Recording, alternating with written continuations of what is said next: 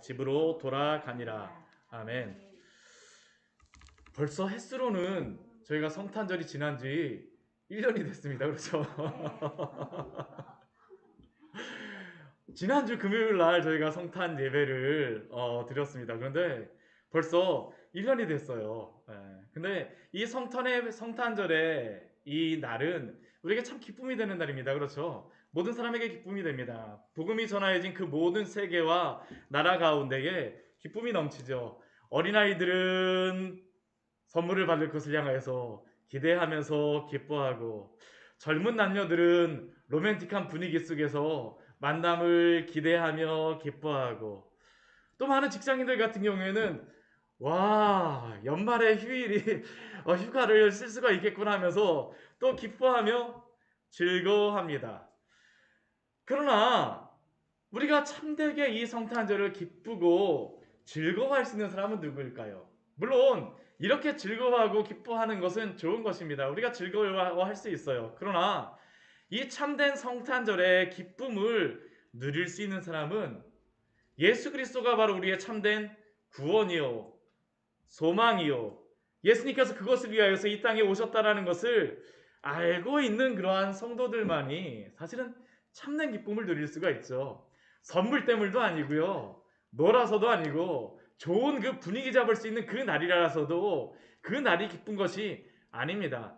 예수 그리스도가 이 땅에 오셨기 때문에 우리가 즐거워할 수 있습니다. 그러니까 이 성탄절을 참되게 즐길 수 있는 그 조건 안에는 무엇이 필요하냐 하면 믿음이 필요하다는 겁니다. 믿음이 있는 성도가, 믿음이 있는 사람만이 참된 이 성탄의 기쁨이 무엇인가를 알 수 있는 거죠. 그렇다고 해서 제가 믿음이 없다고 해서 성탄절을 즐길 수 없다라고 말씀드리는 건 아닙니다. 그렇게 즐기는 사람들이 있어요. 그런데 이 성탄절이라고 하는 이 날은 오늘 말씀을 통해서도 이제 보겠지만 믿음이 있는 사람만이 누릴 수가 있는데, 오늘 말씀에서도 그 믿음이 있어야지만 누릴 수 있는 한 사람을 우리에게 소개하고 있습니다. 이 성탄의 첫 번째, 그 언제의 성탄을 첫 번째로 맞이한 그 사람이 누구일까요? 마리아입니다. 마리아. 그렇지 않겠습니까? 예수님의 이 땅에 나심을 마리아보다 누가 더 먼저 알았겠습니까? 그렇죠? 근데 오늘 말씀을 이제 잘 보면 이제 나누겠지만, 마리아는 사실 그 누구보다도 예수님의 나심에 대하여서, 예수님이 이 땅에 오시는 것을 향하여서 믿음이 필요한 사람이 바로 이 마리아였습니다. 왜냐하면 우리는 마리아라고 하고 요셉 하게 되면 당연히 그 믿음이 있어야 되지 않느냐라고 생각하지만, 사실은 잘 살펴보게 되면 그 누구보다도 믿음이 필요한 사람이 바로 마리아예요. 마리아입니다. 왜 그럴까요? 우리 말씀을 통해서 한번 보도록 하겠습니다. 오늘 26절 말씀을 보게 되면 여섯째 달에 천사 가브리엘이 하나님께 그 보내심을 받아서 갈릴리 나사렛 동네에 갔다라고 말씀합니다. 이게 여섯째 달이라고 하는데 무엇으로부터 이게 여섯째 달일까요? 이 가브리엘이 누가복음에 여기에서만 나온 게 아니고 그 앞에도 보면 한 번 더 나온 적이 있었습니다. 우리 앞에 15절 말씀이죠. 15절 말씀에 보게 되면 가브리엘이 19절 말씀에 보면 나와 있죠. 그렇죠? 19절 말씀에 보면 이렇게 기록되어 있습니다. 천사가 대답하여 이르되 나는 하나님 앞에 서 있는 가브리엘이라. 이 좋은 소식을 전하여 내게 말하라고 보내심을 받았느니라. 지금 이것을 누구에게 전하여 주고 있는 거냐 하면요, 사가랴에게 전하여 주고 있습니다. 사가랴는 바로 세례 요한의 아버지예요. 그 세례 요한에게 나타난 이후에 얼마의 시간이 흐른 겁니까? 6개월이 지났다는 겁니다. 여섯째 달이 이르렀을 때 천사 가브리엘이 이번에는 또 다른 데에 가요. 이번엔 어디로 갑니까? 갈릴리 나사렛으로 갑니다. 이 갈릴리 나사렛이라고 하는 이 지역은 오늘날에는 지금 가보게 되면 굉장히 그 큰 도시이고 많은 사람들이 사는 곳이고 굉장히 그 관광지로도 굉장히 유명한 곳입니다. 그런데 2000년 전에도 그랬을까요? 그렇지 않습니다. 이 나사렛 가서 그 발굴을 해보게 되면 2000년 전에는 그냥 조그만 한 부락 정도, 마을이 하나 있어 많아봐야지 한 500명 정도 되는 사람들이 살았을까 말았을까 하는 그 지역이 바로 이 갈릴리의 나사렛이었습니다. 그리고 이 나사렛이라고 하는 지역은 구약에 보게 되면요, 나사렛이 나오진 않아요. 예수님이 태어나신 동네인데 예수님이 자라신 동네인데 나사렛이 나오진 않습니다. 왜 그럴까요? 이 나사렛이라고 하는 동네가 그 예수님이 나실 때쯤에서 새로 만들어진 그러한 동네였기 때문입니다. 그 주변에 가보게 되면 새로 그 로마의 그러한 헬라식 그러한 도시가 그 개발되는 게 있는데, 그 역사학자들이 추측하기로는, 고고학자들이 추측하기로는 그 헬라의 그러한 도시를 개발하기 위하여서 그 일하였던 사람들이 만들었던 마을이 바로 나사렛이라고 그렇게 생각을 합니다. 그러니까 이 나사렛이라고 하는 이 동네는 그냥 별 볼 일 없는 것입니다. 새로 만들어진 동네고요. 그곳에서 지금 누구를 찾아가냐 하면 처녀인 마리아라고 하는 여인을 찾아갑니다. 새로 만들어진 동네에 별 볼 일 없는 그러한 시골 마을에 한 소녀를 찾아가는 것이죠. 처녀라고 나왔는데 지금 오늘날에도 지금 이스라엘 가보게 되면 이 종교인들 같은 경우에는 10대 후반쯤 되면 결혼을 합니다. 예. 근데 지금 이 마리아가 처녀로서 지금 요셉과 약혼한 처녀라고 나와 있는데, 이것을 보게 되면 마리아가 이렇게 나이가 많지 않았습니다. 많아봐야 10대 후반, 뭐 10대 초라고도 생각하는 그러한 분들도 있습니다. 한 13세만 그 정도로다 생각하시는 그러한 분들도 있는데, 나이를 정확하게 알지 못하지만 마리아, 그 예수님의 그러한 어머니인 마리아는 시골 동네에 정말 어린 소녀임을 우리가 알 수 있는 것이죠. 그런데 그 마리아에게 오늘 가브리엘이 찾아가는 겁니다. 가브리엘 천사가 찾아가요. 그래서 찾아가서 무엇이라고 말합니까? 은혜를 받은 자여 평안할지어다. 주께서 너와 함께 하시도다. 그런데 이 말을 우리가 한번 마리아가 되어서 한번 생각을 해보십시오. 이 말을 갑자기 천사가 나타나갖고, 정말 이 시골 처녀입니다.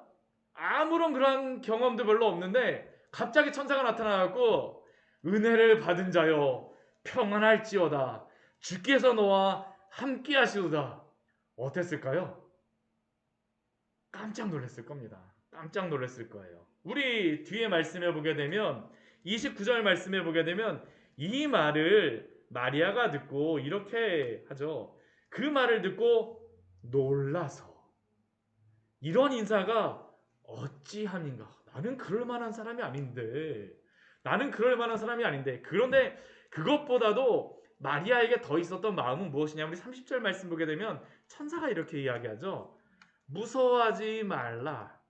지금 그러니까 이 마리아는 이 이야기를 들었을 때 어떠한 겁니까? 굉장히 깜짝 놀라고 굉장히 두려움에 떨고 있는 그러한 상황이죠. 그런데 그러한 상황 속에서 다시 한번 가브리엘 천사가 말합니다. 내가 하나님께 은혜를 입었느니라. 우리가 여기서 한 가지 주의할 게 있습니다. 우리 가톨릭에서는 보게 되면 이 마리아를 그 앞에 무엇을 붙입니까?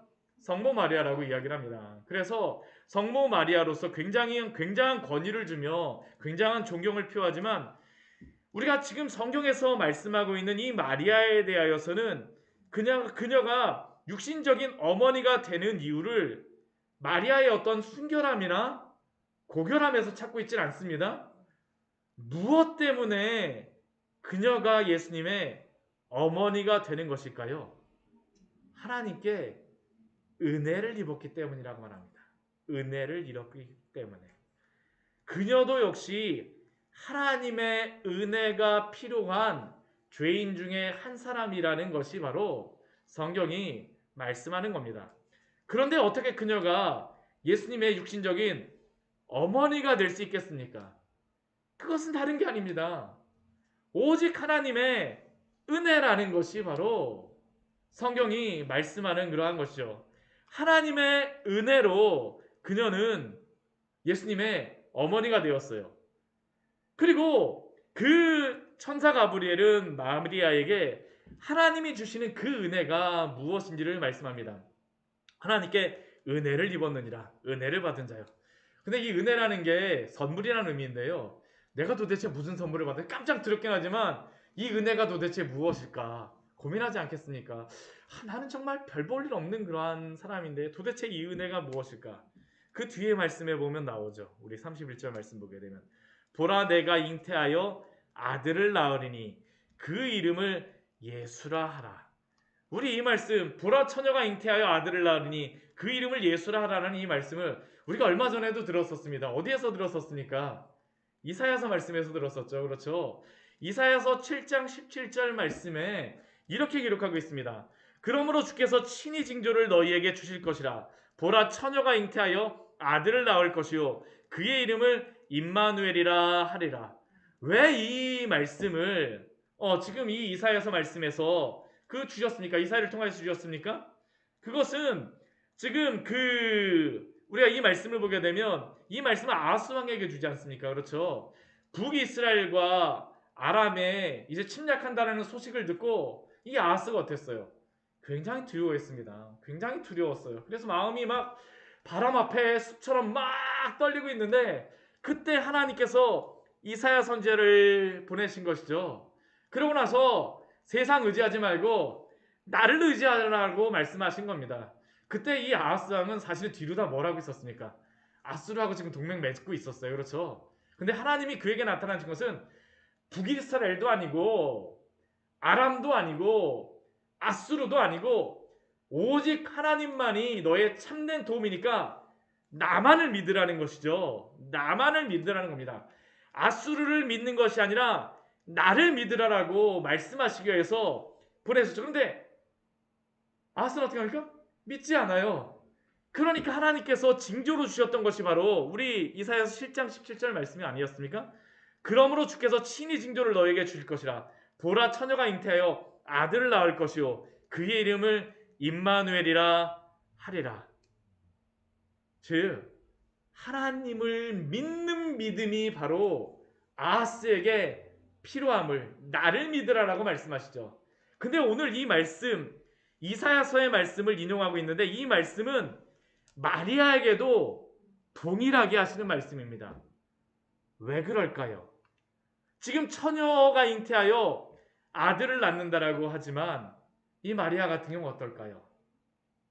사실은 아들을 낳으면 안 되는 그러한 여인 아닙니까? 그렇죠. 시골 여인이에요. 처녀가 아들을 낳는다니 말도 안 되는 거잖아요. 그런데 그러한 마리아를 향하여서 지금 이 말씀을 하시는 것이죠. 이사야서 말씀을. 내가 잉태하여 아들을 낳으리니 그 이름을 예수라라. 참된 믿음을 가지라고 말씀하는 겁니다. 그 믿음의 대상으로 아들로서 주시는 그분이 누구입니까? 우리 그 뒤에 보게 되면 그 마리아를 통하여서 나실 그 예수님이 어떠한 분인가를 우리에게 보여주고 있죠. 먼저 그분은 어떠한 분입니까? 큰 자입니다. 우리 앞에 우리 15절 말씀 보게 되면 세례 요한 같은 경우는 세례 요한도 큰 자라고 말합니다. 근데 세례 요한은 어떤 큰 자냐 하면 이는 그가 주 앞에서 큰 자가 된다라고 합니다. 주 앞에서 큰 자입니다. 근데 예수님은 어떠한 분이세요? 그냥 크신 분이세요. 그냥 크신 분입니다. 세례 요한은 어떠한 사람으로서 피조물로서 큰 자였지만 그러나 예수님은 어떤 분이시라는 겁니까? 위대하신 분. 그 존재 자체가 위대하신 분이라는 것이죠. 누구도 비교할 대상이 없습니다. 이게 바로 예수님이세요. 또한 그분은 어떠한 분이십니까? 지극히 높은 이의 아들이라고 말씀하십니다. 이 아들이라는 의미는 하나님의 독생자로 오실 분이라는 겁니다. 그리고 삼위일체 하나님의 이위이신 성자 예수님, 성자 하나님을 의미하죠. 그리고 또 예수님은 어떠한 분이십니까? 다윗의 왕위를 그에게 주시리니 이것은 사무엘하 7장 말씀에서 다윗에게 약속하였던 그 약속, 내가 자손을 주고 너의 그런 왕위를 세울 그러한 씨를 주겠다, 자손을 주겠다. 그분이 누구라는 겁니까? 이 마리아를 통해서 보내주시겠다라는 것이죠. 그리고 그 마리아를 통해서 태어날 그러한 분은 누굽니까? 영원히 야곱의 집을 왕으로 다스리는 왕, 메시아라는 겁니다. 그리스도예요. 그리스도를 보내셔서 그 나라는 어떻게 합니까? 무궁하리라는 겁니다. 사실 여기에 나오는 이 예수님에 대한 것만 제가 설교를 해도 이것만 따로 설교를 해도 굉장히 오랜 시간 동안 설교해야 될 그런 주제입니다. 그런데 우리가 여기서 알 수 있는 것은 무엇입니까? 지금 이러한 은혜를 누가 입었다라는 겁니까? 마리아가 입었다라는 것이에요. 이것이 바로 하나님을 통하여서 마리아가 입게 되어진 그러한 은혜의 내용이죠. 하나님의 은혜로 받게 된 그러한 선물입니다. 근데 지금 이 말씀은 우리에게는 참 소망이 되지만 마리아에게는 이것이 어떻게 느껴졌을까요? 갑자기 천사가 나타난 것도 굉장히 놀랐고 정말 그것만으로도 가슴이 콩닥콩닥 뛰는데, 그것만으로도 무서운데, 자신이 약혼만 하고 결혼도 하지 않아서 아직 처녀인데 아들을 낳을 거라고 하면 이것은 이 시대에는 어떤 의미일까요? 죽음을 당할 수 있다는 그러한 의미입니다. 죽음을 당할 수 있다는 것이에요. 더군다나 그 태어날 아기는 어떠한 아기입니까? 보통 아기가 아니에요. 태어날 아기. 성경에서 약속한, 듣기만 하였던 그리스도가 예수님이라는 이름으로써 자신에게 태어난다라고 생각이 되니 이것이 마리아에게는 어떻게 다가왔겠습니까? 너무나도 두렵겠죠. 우리가 이것을 당연하게 받아들이면 안 됩니다. 이것은 마리아에게는 엄청난 놀란 마음을 가질 수밖에 없는 그러한 일이죠. 그래서 마리아가 무엇이라고 대답을 할까요? 감사합니다라고 말하지 않습니다. 우리 34절 말씀 보게 되면 마리아가 이렇게 천사에게 대답합니다. 나는 남자를 알지 못하니 어찌 이 일이 있으리이까? 아무리 나사렛 시골의 처녀라 할지라도, 오늘날 생물과 과학에 대한 지식이 없다 할지라도, 이것은 이 젊은 처녀 마리아가 생각해도 도저히 있을 수 없는 일이고, 더군다나 이것은 세상적으로 보면 그녀에게 절대 일어나서는 안 되는 일입니다. 왜냐하면 결혼도 하지 않은 여인이 임신했다는 그 소식이 들리게 되면 그 시대 율법으로는 목숨을 잃을 수 있는 그러한 사건이기 때문이죠. 엄청난 두려운 것입니다. 이 이야기를 들었을 때 마리아의 머릿속에서 무엇이 생각났을까요? 요셉에게 뭐라고 말하지? 아빠한테 뭐라고 말하지? 엄마에게 무엇이라고 말할까? 가족들에게는 무엇이라고 말할까? 주변 사람들에게는 무엇이라고 말할까? 지금 이 상황은 처녀가 잉태하여 아들을 낳는다라고 하는 이 상황은 이사야 시대에 아하스에게도 믿음이 필요한 그러한 것이지만 오늘 마리아에게도 믿음이 필요하다라는 것을 우리에게 보여주고 있습니다. 마리아가 여기서 이 말씀에 대한 믿음을 가지지 않는다라고 하면 어떻게 될까요? 예수님 낳지 못해요. 오늘로 따지게 되면 어떻게 되겠습니까? 산부인과 찾아가겠죠. 그 뒤엔 무슨 일이 일어날지 우리가 상상이 되지 않습니까? 눈앞이 깜깜한 상황입니다. 그리고 이러한 마리아의 마음을 아는지 모르는지 가브리엘 천사는 계속적으로 말하죠. 하나님의 성령이 너에게 임하심으로, 그녀의 능력이 아니라 하나님의 능력으로 하나님의 아들이 태어나실 것을 약속하여 주셨습니다. 그리고 이것은 마리아에게 뿐만 아니라 오늘날 우리에게도 동일하게 요구되어지는 믿음입니다. 제가 어제 그 송구영신 예배를 드리면서 누가복음 1장서부터 우리 1장 1절부터 4절까지 우리 말씀을 보았었는데, 우리 누가복음 1장 1절의 말씀이 무엇이었습니까? 우리 중에 이루어진 사실에 대하여라고 말씀하였는데, 항상 이 말씀이 사실임을 믿는 믿음을 요구합니다. 이것은 이전에 아하스에게 요구하신 것뿐만 아니라 마리아에게 이러한 말씀이 이 사실로 이루어질 것을 믿는 것을 요구하시는 뿐만 아니라 또한 우리에게도 동정녀 마리아를 통하여서 나신 예수님에 대한 그러한 말씀이 사실임을 믿음으로 수납하기를 요구하고 있습니다. 19세기, 20세기 자유주의 신학자들은 이것을 믿지 않았어요. 왜냐하면 인간의 이성으로는 용납될 수 없는 그 성경의 말씀을 믿을 수 없다라고 생각했기 때문입니다. 그들이 그렇게 한 이유가 있었습니다. 왜 그러냐 하면 그들이 그 사람들이 한참 이렇게 과학과 또한 이성적인 그러한 것들이 깨어나면서 교회에 오는데 이 말씀을 읽게 되면 동정녀에게서 처녀에게서 어떻게 아들이 태어날까? 사람들이 믿지를 못하는 겁니다. 그러니까 그것을 보던 신학자들이 이들에게 믿음을 주어야 되겠다라고 하면서 성경에서 이성적으로 합리적인 것만 추려내기 시작했어요. 근데 그렇게 하다 보면 어떻게 될까요? 성경이 남아있질 못해요. 성경이 남아있질 못하는 것입니다. 오늘날 우리도 동일합니다. 성경이 이 말씀 우리에게 오늘도 믿음을 요구하고 있습니다.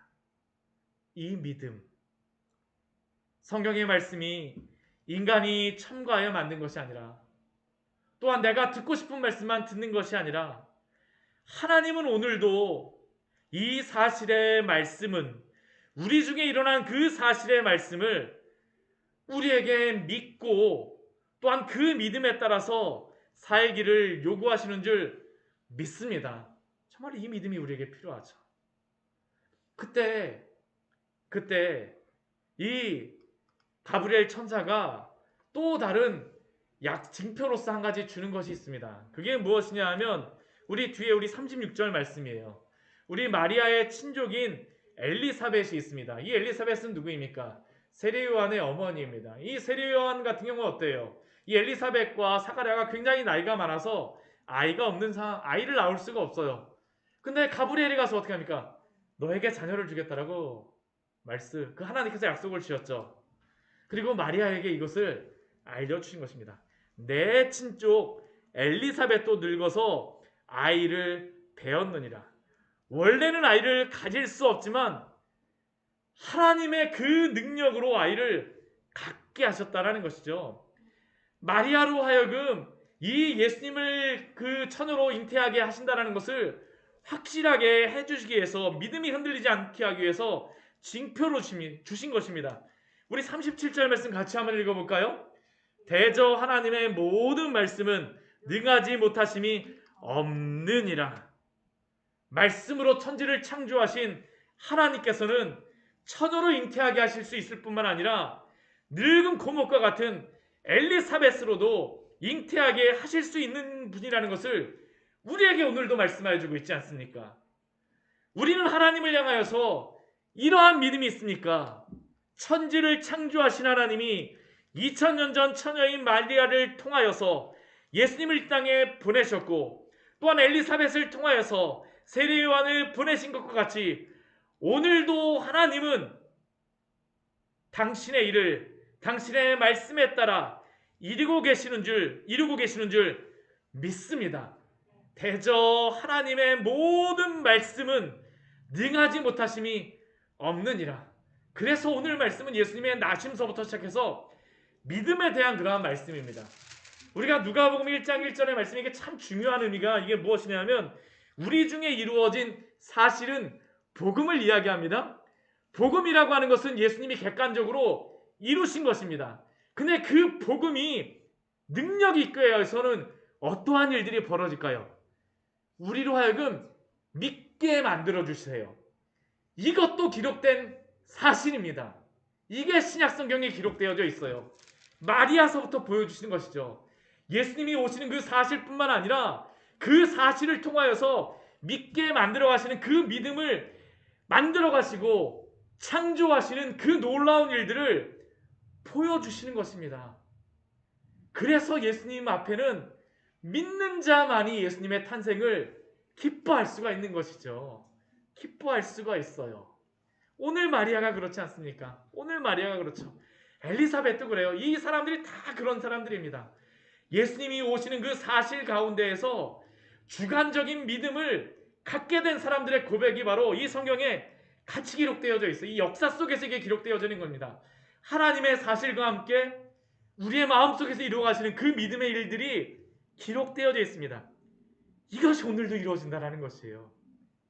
이것이 오늘도 이루어집니다. 오늘 뒤에 말씀을 보십시오. 이제 뒤에 보게 되면 그 엘리사벳의 찬양이 나오고 또 마리아의 찬양이 나옵니다. 믿음의 고백들입니다. 한번 우리 39절 말씀 보십시오. 이 이야기를 그 가브리엘에게 마리아가 들었어요. 엘리사벳이 아이를 가졌다는 거. 도저히 가질 수가 없는데, 처녀가 가지는 것뿐만 아니라 할머니가 아기를 가지는 것도 도저히 있을 수가 없는데 가졌다 그러니까 그 다음 마리아가 무엇을 할까요? 확인하러 가는 겁니다. 이게 바로 39절의 말씀이죠. 같이 한번 읽어볼까요? 이때 마리아가 일어나 빨리 산골로 가서 유대의 한 동네에 이르러, 이 산골은 바로 엘리사벳이 살고 있는 그러한 동네입니다. 예루살렘으로부터 한 8km 정도 떨어져 있는 그 엔케렘이라고 하는 그러한 장소로다 우리가 부르는데요. 굉장히 시골 동네예요, 정말. 거기 이렇게 쭉 내려가다 보면 그 소래 골짜기 이렇게 딱 내려가다 보면 거기 얼마나 그 골짜기가 그 무서운 골짜기인지 모릅니다. 정말 제가 낮에 운전하면서 가는데도 이렇게 그 산꼭대기 위로다 길도 넓지도 않습니다. 한 차 하나 겨우 지나갈 정도 험악하니까 도로도 제대로 뚫지 못하고 그러한 곳으로 다 이렇게 쭉 따라서 올라가다 보면 그 동네에 도착합니다. 그 동네에 도착해요. 산골에 도착했습니다. 여기를 누가 가는 것이에요? 이때 마리아가 일어나서 빨리 가는 겁니다. 우리가 이렇게 빨리 간다라니까 마리아가 있는 그 나사렛에서 지금 엔케렌까지가 가까운지 아시죠? 가깝지 않습니다. 직선거리로 100km입니다. 그리고 직선거리로 올 수가 없어요. 왜냐하면 그 안에 사마리아가 있기 때문에 그 길로 안 오고 요렇게 요단강 건너서 오거나 아니면 한참 이 해변길 밑으로 해서 둘러서 와야 됩니다. 그렇게 따지게 되면 140, 150km가 되는 그런 거리입니다. 이것을 처녀가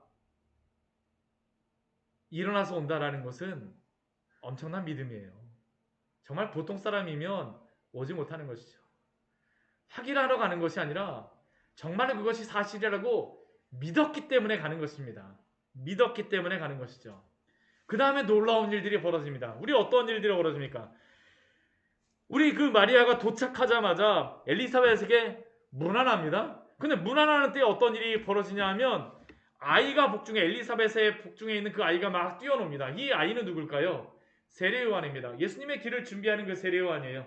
예수님이 오시는 것을 아니까, 잉태된 것 아니까 그 안에서 기뻐서 뛰노는 겁니다. 뱃속에서부터 벌써 이렇다라는 것이죠. 낙태 그래서 옳지 않아요. 낙태 옳지 않습니다. 예수님이 지금 잉태되자마자 세례요한이 인식하고 있다는 것은 생명의 어디로부터 시작된다는 것을 우리에게 분명히 말씀하시죠. 근데 이렇게 엘리사벳에 뛰놀던 그 세례요한, 그리고 엘리사벳이 어땠었냐면 이렇게 뛰놀 때에 성령의 충만함을 받습니다. 그리고 그녀는 엘리사벳은 지금 마리아에게 무슨 이야기를 들었을까요? 제대로 이야기도 듣지 못했어요. 무난하고 막 아이가 뛰어노는 중에 찬양을 합니다. 뭐라고 찬양을 합니까? 여자 중에 내가 복이 있으며 내 태중의 아이도 복이 있도다. 우리 43절 말씀은 놀라운 말씀이죠. 내 주의 어머니가 내게 나오니 이 어찌 된 일인가? 지금 어머니는 누구겠습니까? 마리아예요. 그럼 여기서 주는 누구입니까? 예수님입니다. 지금 마리아의 뱃속에 잉태됐는지 안 됐는지도 사실 잘 알지도 못하는 상황이고 지금 어떠한 상황인지도 잘 알지도 못하는데 지금 엘리사벳은 무엇이라고 고백합니까? 내 주라고 고백을 하죠. 어떻게 이렇게 고백할 수가 있을까요? 성령의 충만하심으로 고백하게 하시는 것입니다. 하나님의 놀라운 이적들이 일어나고 있어요. 우리는 이것이 별것 아니라고 하지만 이러한 것들을 직접 마리아가 경험한다라고 한번 보십시오. 하나님이 이렇게 인도하시는구나. 하나님이 이렇게 인도하시는구나. 그리고 마리아의 믿음에 대해서 이렇게 말하죠. 우리 45절 말씀 같이 한번 읽겠습니다. 주께서 하신 말씀이 반드시 이루어지리라고 믿은 그 여자에게 복이 있도다. 마리아의 믿음은 어떠한 믿음입니까? 주께서 하신 말씀이 반드시 이루어지리라고 믿었습니다. 이게 마리아의 믿음이죠. 두려움이 더 이상 그녀를 지배하지 않아요. 하나님이 하신 그 말씀이 반드시 이루어질 것을 믿습니다.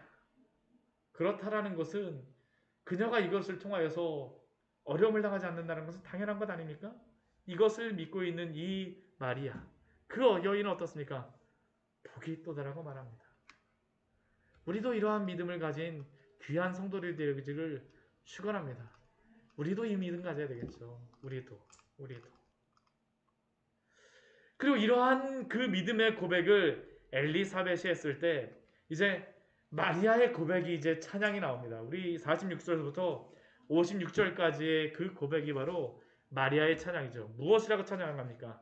마리아가 이르되 내 영혼이 주를 찬양하며 내 마음이 하나님 내 구주를 기뻐하였음은. 사실 지금 이 모든 일이 우리에게는 축복이라고 여겨지고 당연하게 축복이라고 보이지만, 그러나 우리가 마리아가 되게 되면 그냥 이 사실만 보게 된다면 이게 찬양할 일입니까? 이게 기뻐할 일일까요? 처녀로 아이를 가지게 된 것이 어떻게 찬양이며 기쁨입니까? 그러나 이것을 할 수 있는 것은 엘리사벳이 45절에서 말씀한 것과 같이 주께서 하신 말씀이 반드시 이루어지리라고 마리아가 믿고 분명히 확신하고 있기 때문에 그녀의 영혼부터 주를 찬양하고 그녀의 마음으로부터 주님을 기뻐하게 되어집니다. 상황 보지 않아요. 주님을 향한 참된 믿음은 우리의 마음에 찬양과 기쁨을 넘치게 한다는 것이 바로 이 의미입니다. 상황 보게 하지 않습니다. 우리가 참된 믿음을 갖게 된다면요, 상황을 바라보게 되지 않습니다. 그리고 그녀가 고백하는 한 가지의 고백이 있죠. 무엇입니까? 48절 말씀입니다. 그의 여종의 비천함을 돌보셨습니다. 마리아는 자신이 얼마나 부족한지를 고백합니다. 자신의 상황 때문에 이것이 지금 비천하다라고 고백하는 것이 아닙니다. 물론 그녀는 객관적으로도 나사렛 시골의 나이 어린 처녀고 시골뜨기 여인이지만, 그러나 지금 그녀가 하나님 앞에서 그녀가 비천하다라고 말할 수 있는 이유는 무엇입니까? 하나님이 주신 그 은혜의 크기가 얼마나 큰지를 알기 때문에 지금 이 고백을 하는 것입니다. 한번 생각해 보십시오. 우리가 제가 이런 비유를 해서 좀 어떨지 모르겠지만, 거지에게 가갖고 당신 거지네요 하고선 우리가 그걸 사실대로 말한다고 해보십시오. 그 사람이 이것을 나는 거지입니다, 맞습니다 하고선 그걸 받아들일까요? 아니요. 우리의 잘못, 우리가 지금 연약한 부분을 가지고 당신은 정말 그런 사람입니다 하고선 말해보십시오. 우리가 그것을 네 저는 정말 그런 사람입니다, 잘 말씀해 주셔서 감사합니다, 그럴 수 있을까요? 아닙니다. 지금 그녀가 그의 여종의 비천함을 돌보셨음이라고 여종이라고 이야기하고 비천하다라고 고백할 수 있는 것은 사람이 할 수 있는 것이 아닙니다. 이건 사람이 할 수 있는 것이 아니에요. 비천하다라고 해서 스스로 여종이라고 고백할 수 없습니다. 하나님이 은혜를 주셨기 때문이죠. 믿음을 가진 자의 고백이 바로 이것 아닙니까? 하나님 앞에서 자신이 예수님의 그 육신의 어머니로의 그 은혜를 주신 그 큰 은혜를 알기 때문에, 그것 때문에 그녀는 지금 자신을 비천하다라고 고백하는 것이죠. 그래서 그녀는 무엇이라고 또 말합니까? 이제 후로는 만세의 날을 복이 있다 일컬으리로다. 이것은 결코 마리아가 교만하여서 고백하는 것이 아닙니다. 그녀가 성모로서 자신의 자랑을 고백하는 것이 아니라 무엇으로서 고백하는 것일까요? 나는 주님 앞에 여종으로서 비천하지만 하나님의 은혜 때문에 이렇게 되었음을 고백하는 것이죠. 우리는 이 마리아의 모습을 통하여서 참된 믿음이 무엇인가를 우리는 그래서 볼 수 있습니다. 그녀에게 하나님은 우리 49절 50절 말씀 보면 이렇게 말하죠. 능하신 분이세요. 하나님이 크신 분이라는 것을 알기 때문에 나는 비천할 수밖에 없죠. 큰 일을 행하셨습니다. 나의 상황과 상관없어요. 하신 것이 벌써 큰 일입니다. 그분은 거룩하세요. 그 앞에 나는 어떠한 사람일까요? 나는 종입니다. 나는 비천해요. 은혜 받은 사람들에게 항상 공통적으로 나오는 고백이 바로 이것입니다. 나는 당신 앞에 죄인이군요. 눈물이 바로 여기로부터 나오는 것이죠. 무엇을 받아서 감사하는 것이 아니라 내가 어떠한 자인가를 알기 때문에 하나님 앞에서 나를 낮추는 것입니다. 그리고 이러한 마리아의 고백은 자신에게만 이것이 그냥 주어지지 않습니다. 누가 구원을 받는 사람이라는 것을 우리에게 말씀해 줍니다. 우리 참된 믿음의 고백이 무엇인가를 우리에게 이렇게 말을 해주죠. 믿음의 태도와 본질이 무엇인가를 우리에게 확장시켜서 말해줍니다. 우리 51절, 52절, 우리 53절 같이 읽겠습니다. 그의 팔로 힘을 보이사 마음의 생각이 교만한 자들을 흩으셨고 권세 있는 자를 그 위에서 내리치셨으며 비천한 자를 높이셨고 줄이는 자를 좋은 곳으로 배불리셨으며 부자는 빈손으로 보내셨도다. 누가 구원을 받는 자일까요? 교만한 자가 구원받을 수 있을까요? 하나님, 저는 일에 두 번씩이나 금식을 하고 당신 앞에 이렇게 많은 11조를 드리고 저는 이렇게 당신 앞에 날마다 거룩한 모습으로 서 있고 이러한 바리새인을 예수님께서 칭찬하셨을까요? 아니요. 두 렙돈 가져온 그 과부의 그 예물을 귀하게 보셨습니다. 귀하게 보셨어요. 마음의 생각이 교만한 자들을 흩으시고 권세 있다라고 하는 자들을 내려치시고 부자를 빈손으로 보내주십니다. 그렇다면 누가 하나님 앞에 서겠습니까? 내가 비천한 자라고 고백하는 자이죠. 내 힘만으로는 구원받을 수 없습니다. 나는 영적으로 파산하고 나는 어쩔 수 없는 자이지만 당신이 나를 구원해 주셨군요. 심령이 가난한 자, 영적으로 줄인 자에게 배불리신다라는 것이 바로 마리아를 통하여서 우리에게 주시는 그러한 고백이죠. 누가 참된 구원의 백성, 믿음의 자녀입니까? 비천한 자입니다. 줄이는 자입니다. 우리는 그래서 예수님 앞에 나올 때 빈손으로 나오면 됩니다. 빈손으로요. 예수님이 우리에게 먹을 것을 주시고 우리에게 마실 것을 주시고 우리를 높이시고 우리를 구원하시는 줄 믿습니다. 이게 바로 믿음이죠. 이게 바로 믿음이죠. 그리고 예수님께서는 이렇게 영적으로 파산하며 공궁한 자를 구원하시기 위하여서 이 땅에 오신 것입니다. 이것이 바로 복음의 내용 아닙니까? 오늘 마리아가 갖고 있는 그 믿음이죠. 오늘 말씀을 통하여서 예수 그리스도 앞에서 우리의 믿음에 대하여서 우리는 한번 생각해 보기를 원합니다. 예수님에 대한 신실한 믿음의 요구를 마리아서부터 요구하고 계심을 우리는 볼 수 있지 않습니까? 마리아가 예수님을 잉태하였다고 해서 저절로 믿음이 생기는 것은 아니죠. 분명히 하나님이 마리아에게 믿음을 갖도록 인도하시지만 그러나 그녀는 목숨을 걸어야 하는 그 상황 속에서 믿음으로 응답하는 그러한 모습을 볼 수 있습니다. 때때로 저는 우리 인생이 제비뽑기와 같다라는 그러한 생각을 합니다. 성경에서 어떠한 것들을 행할 때에 제비뽑기를 해서 해요. 근데 우리가 제비뽑기를 한다는 의미가 무엇입니까? 우리가 뽑았는데 나오는 것이 무엇인지를 알지 못합니다. 어제 우리 송구영신 예배 드리면서 이렇게 기도 제목을 뽑았었는데 어떠한 그러한 그 질문이 나올지 모르죠. 우리의 인생이 그렇지 않습니까? 우리가 지금 이렇게 코로나 2020년을 보냈지만 코로나가 오리라고 예측한 사람이 누가 있었을까요? 그러나 우리는 이러한 엄중한 상황 속에 1년을 보냈습니다. 어디 우리의 인생이 어려움이 이러한 코로나 하나뿐이겠습니까?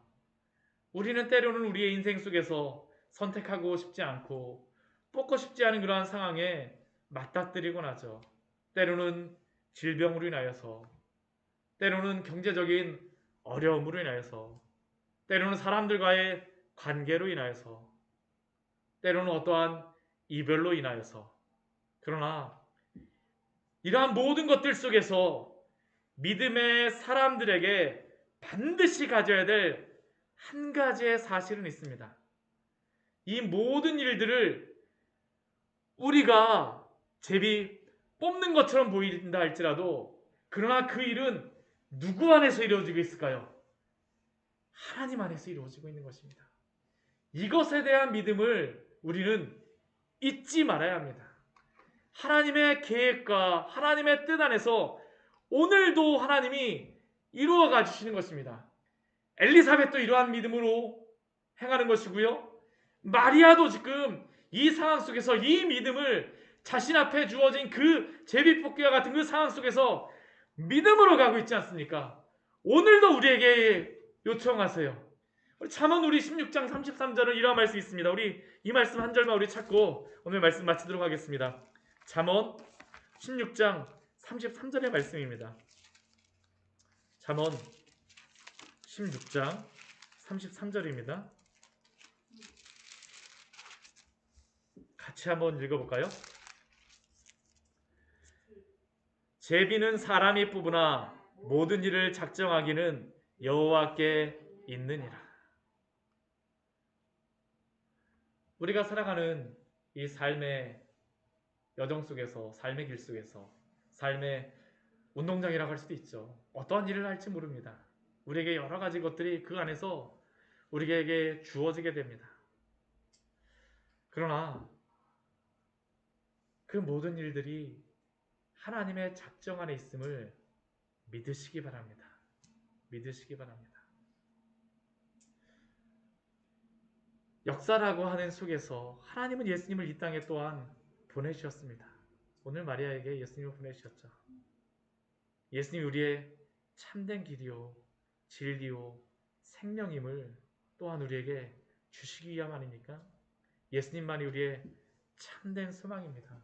참된 구원입니다. 믿음 위에 굳게 서시는 우리 귀한 성도님들 되시기를 축원합니다.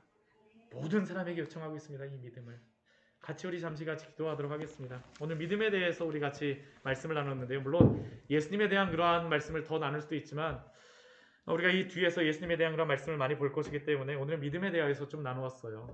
우리의 믿음에 대해서 우리가 곰곰이 한번 생각해 보았으면 좋겠습니다.